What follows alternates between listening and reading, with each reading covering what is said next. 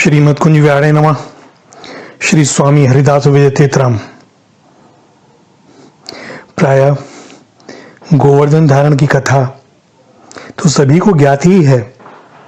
आनंद कंद ब्रजचंद मुरलीधर ने अपनी कनिष्ठिका पर गोवर्धन पर्वत को एक पुष्प के समान उठा लिया और 7 दिनों तक उसे धारण कर ब्रजवासियों की रक्षा की और इंद्र का अभिमान नष्ट किया।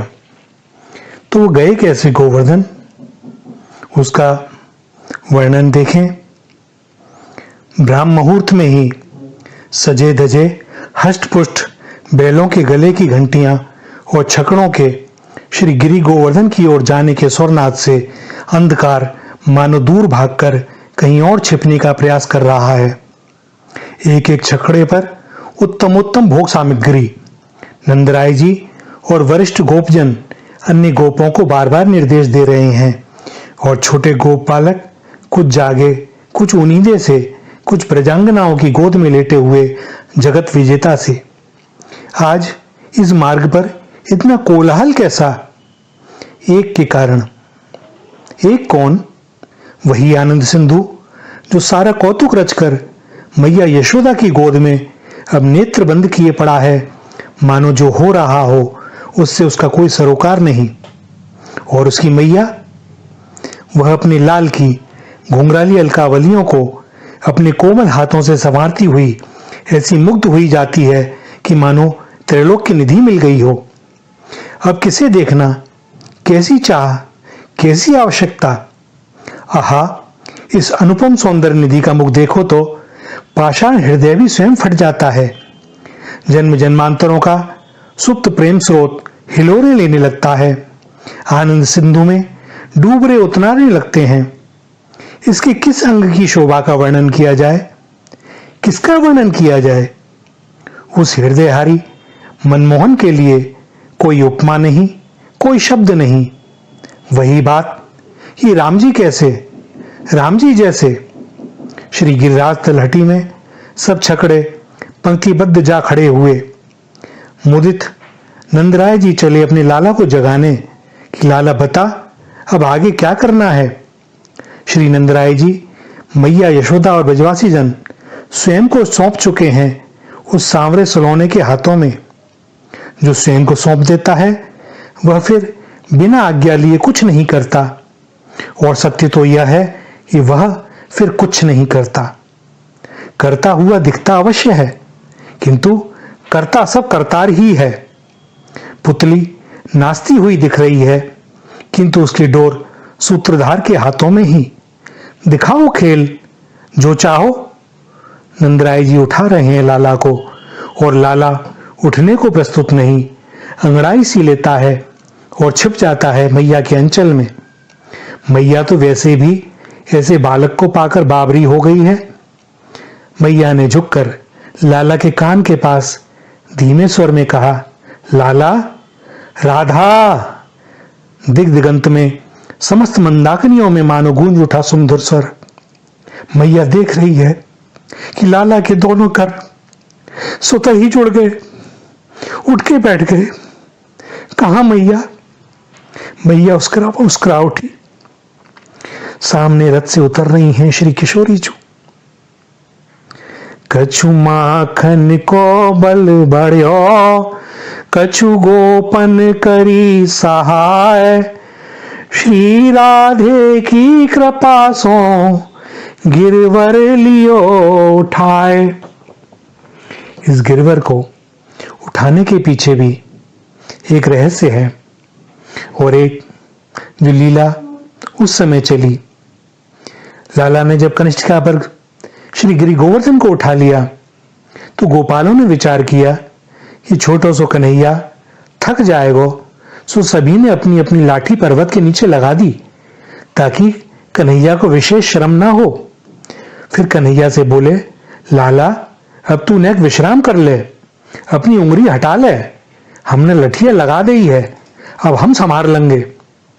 नंदनंदन यशोदानंदन मनमोहन बड़े मुस्कुराकर बोले, ठीक है भैया, मेरी उंगली में भी दर्द हो रहा है, अब जब तुमने संभाल लिया है तो कोई चिंता की बात नहीं।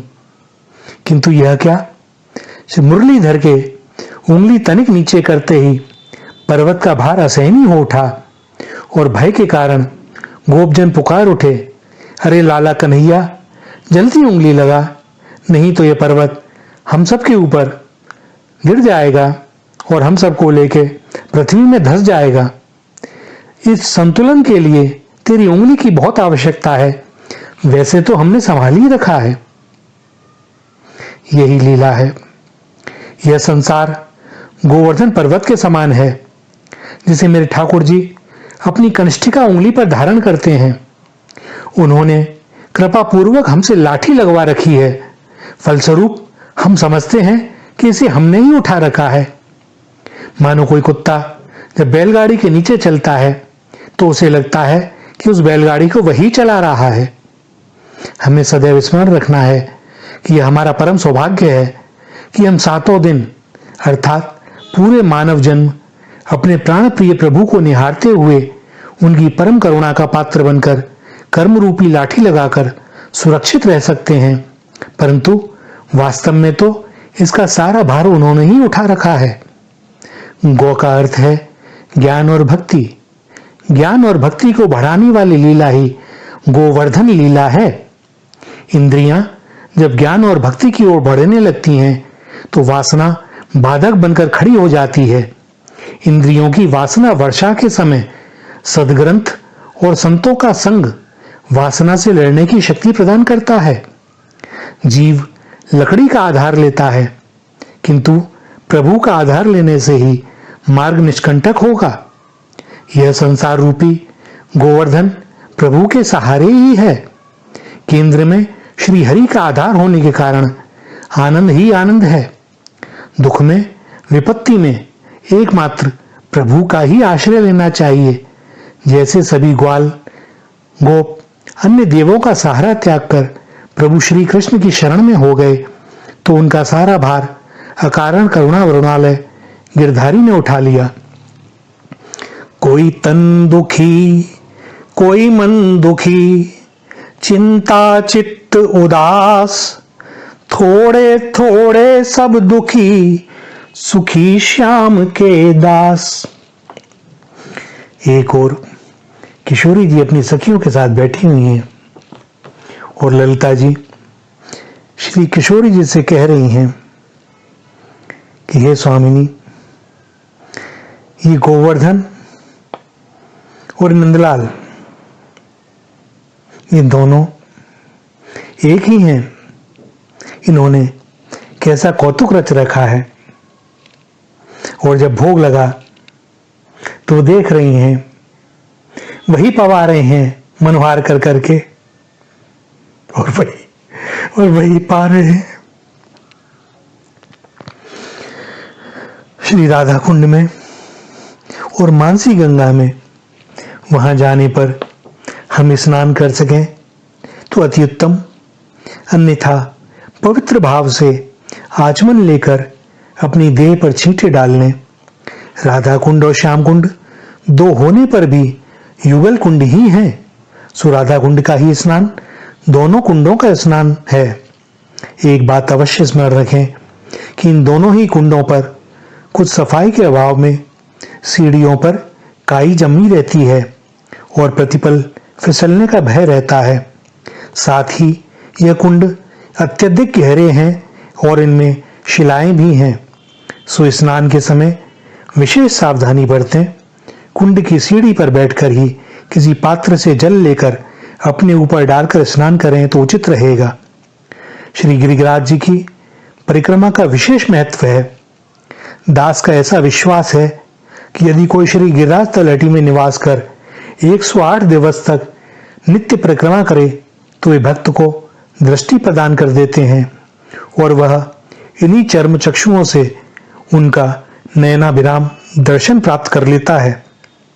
परिक्रमा के समय मौन रहकर हाथ में माला लेकर सद्गुरुदेव प्रदत्त मंत्र का जाप करें। परिक्रमा आरंभ करते समय दान घाटी पर स्थित श्री गिरिराज भगवान का दर्शन करें। पंडित श्री गया प्रसाद जी की समाधि का दर्शन करें। जतीपुरा और अन्य और के मंदिर भी परिक्रमा के रास्ते में ही पड़ेंगे। मंदिर तो अनगिनत हैं, लेकिन हमें यह जान लेना ही यथेष्ट है कि गिरिराज साक्षात श्री नंदनंदन मनमोहन ही हैं। ये जो सामने चर्म चक्षुओं से पर्वत दिख रहा है, वह वास्तव में पर्वत नहीं है, वे ही हैं। भगवत कृपा से संत दर्शन होता है और संत कृपा से भगवत दर्शन होता है। प्रत्येक परिक्रमार्थी और ब्रजवासी को भाव हृदय से प्रणाम करते चलें। इन्हीं के भी संत भी हैं और वे स्वयं भी। वे चाहेंगे तो संत दर्शन होंगे स्वतः ही। यह भाव हृदय में रखें कि मेरे अतिरिक्त सब संत ही हैं। उनकी इस कृपा से अभिभूत रहें और हृदय से उनसे प्रार्थना करें तो निश्चय ही अभीप्सित की प्राप्ति होगी। श्री राधा, श्री राधा, श्री राधा।